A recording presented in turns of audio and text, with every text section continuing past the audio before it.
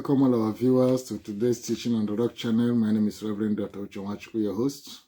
I do hope you have been blessed by the teachings that are coming your way through this channel. Remember, it is a channel that believes that a life built on the principles and values of the Word of God is a life established on the rock. And that life will withstand the inevitable storms of life. And so we bring teachings that touch base with all areas of life, beginning from marriage, knowing that marriage is the first institution that God established after creation in the Garden of Eden. Marriage is founded by God. He laid down the principles and how we should go about it, the purpose for which He established it, and He expects us to enjoy the very best of it. Unfortunately, in our world today, there are so many marital issues. There are a whole lot of fightings and strife between couples. Many marriages have collapsed. Our courts, the courts all over the world are piled up with cases bordering on marriage, either couples asking for separation or divorce. There are a whole lot of abuse in marriages today. And so these teachings are trying to bring out an alternative to quarrels and divorce in marriage. I want to profile a solution, which we have made already, and that is intimacy. That in place of divorce, in place of fightings and quarrelings and all manner of catastrophes happening in marriage, a couple could build an intimacy marital lifestyle that will foster peace, love, fun, and all the goodwill of marriage. And so in our last teaching, we saw the tools for developing intimacy generally.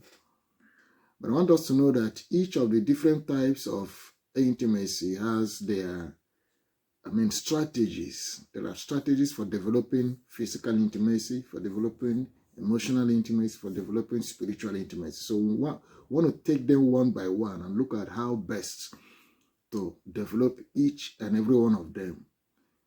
It will help us as couples to get the best of this intimacy lifestyle. So today we are starting with developing emotional intimacy.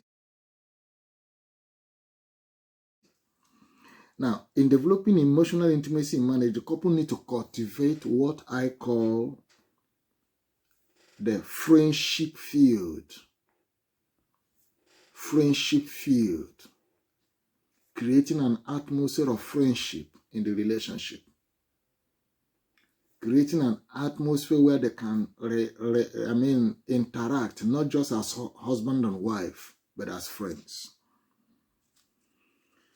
So emotion is likened to a field in the body, which needs to be tilled up. When you want to cultivate in your land, or build in your land, especially cultivation, you will first clear the land, remove the stumps, remove every unwanted grass, anything that will disturb what you want to do in the land there, you remove them, you clear them, then you now cultivate the land, till up the land, then plant whatever you want to put in the ground there. And when you have done that, you still go ahead to,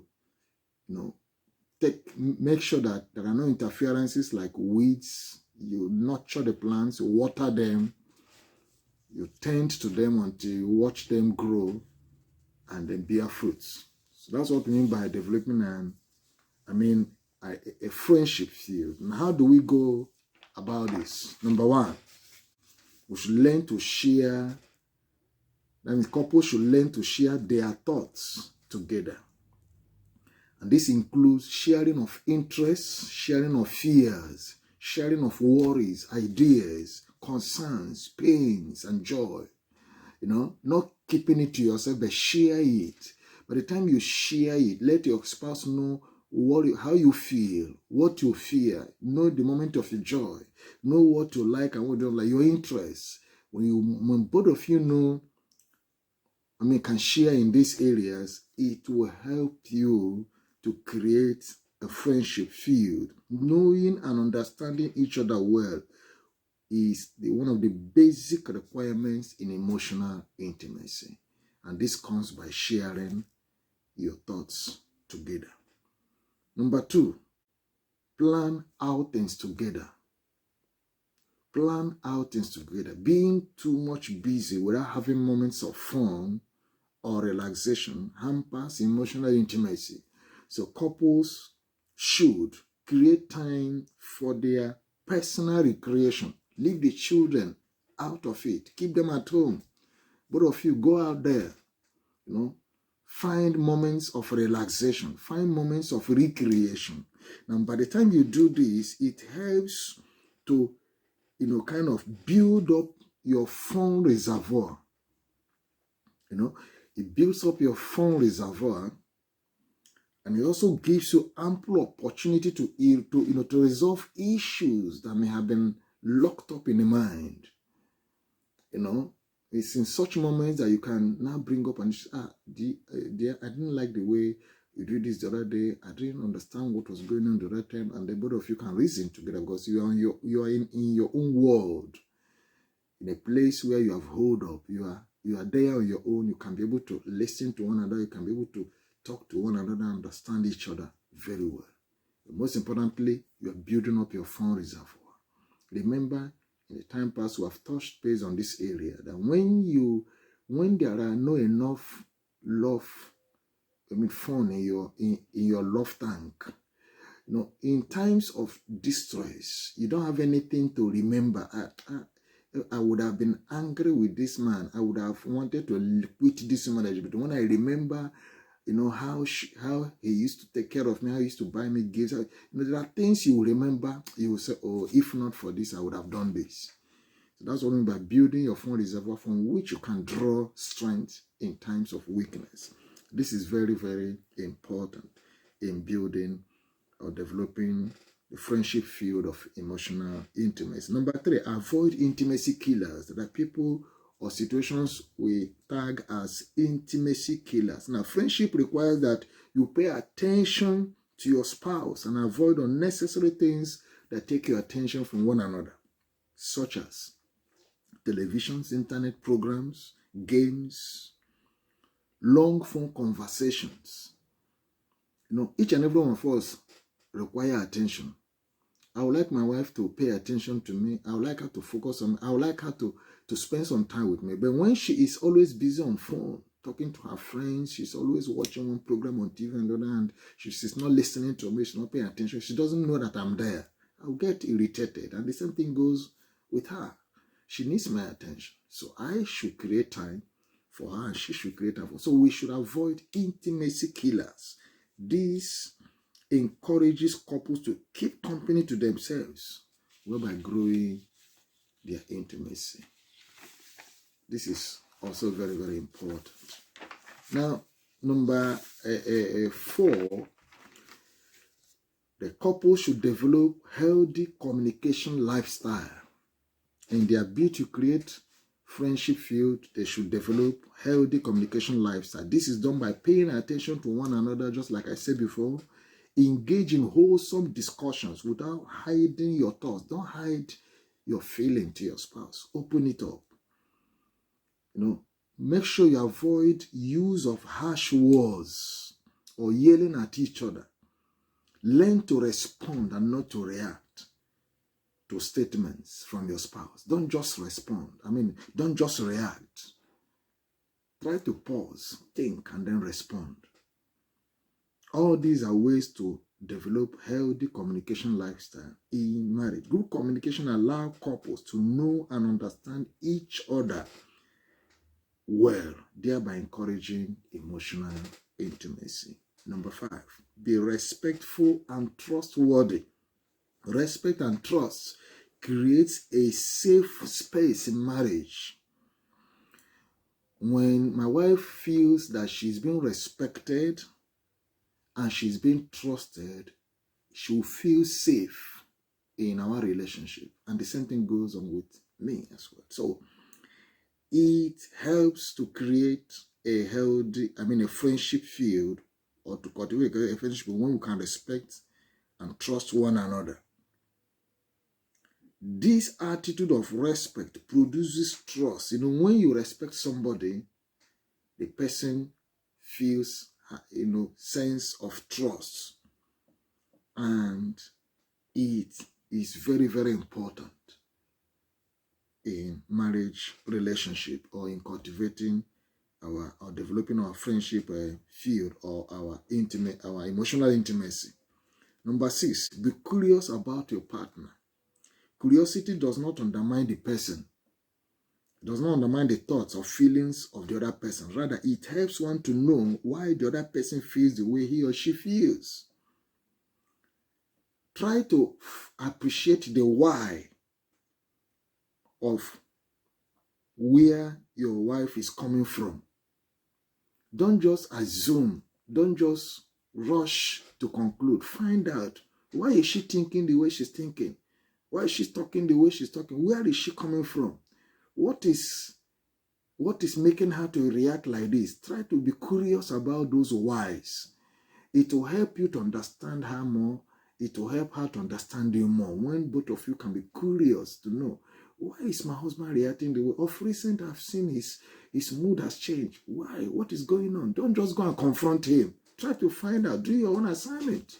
By the time you do this, you will discover, oh, maybe he's reacting like this because something is bothering him. You discover that his antagonisms is not out of hatred. There's something worrying him. And by the time you get to the root of it and help him to come out of it, you will become more of friends than enemies in that relationship. So be curious to one another. By the time you uncover the why in the reactions of your spouse, it will help to suppress your own agitation. You'll be able to say, okay, I don't need to be aggressive to him because maybe he's going through some tough time. Let me give him space. Let me even it will also help you to pray for him. It will help you to to stand by him or by her in those moments of those high moments in his or her life. Number 7, which may be the last one for this series, couples should invest in themselves. I said invest in yourselves in the bid to cultivating your friendship field or to develop your emotional intimacy. Invest in yourselves. Now, couples that want to enjoy emotional intimacy should be committed to one another's wellness and development. Thus prompting the health of the relationship. Thus promoting the health of the relationship, By the time you invest in yourself, by the time you are interested in the well-being of your spouse, in his or her development, try to help build her up. Try to propel him or her. Let him know that, no, you can do it. You can go higher than this. You can be greater than this. You have the potentials. Go ahead. I will support you. You are building that person up. So it propels him or her to participate more fully, mindfully, and meaningfully in the phase of relationship. When you encourage one another, when you build one another, the person will want to put in his or her efforts more into that relationship, in developing that relationship. The opposite is when you are always criticizing, when you're always finding fault, when you don't believe in what he or she can do, you're always trying to look down on his or her efforts. It dampens the mind. So couples should look for ways to grow themselves and their partners into who they desire to be. This will boost the emotional intimacy. In our next teaching, we shall look at tools for developing physical intimacy. Remember what we have learned today, that emotional intimacy is developed by cultivating the friendship field. And we have listed out the 7 points of ways to develop that friendship or to cultivate that friendship field. Go ahead and practice it. And maybe you've not subscribed to this channel, but you are blessed from what you have learned today, or you have been learning in the time past. Please do subscribe to this channel. Subscribing and pressing, or activating the notification button helps you to get our teachings as soon as they are released. You will get it directly on your platform. And don't just keep it to yourself alone. Go ahead and share it to your loved ones. Share the knowledge, share these teachings, post it to your people. Let them learn it. There are people out there who are going through difficult times, that these teachings, the understanding from these things will help them. There are people also that are wanting to go into marriage, and learning it from now will prepare them for the game they are going to play in the field of marriage tomorrow. So I want to thank you for listening for today's teaching. Thank you for listening to today's teaching. And just like I said, go ahead and share it. I look forward to seeing you in our next teaching. And I pray for you in your marriage, that the hand of the Lord will strengthen your relationship, that the hand of the Lord will release fresh oil of intimacy in your marriage, that the purpose for which God established marriage will be fulfilled in your relationship, that you will have a testimony to share to the world of how sweet marriage is. Until our next teaching, God richly bless you.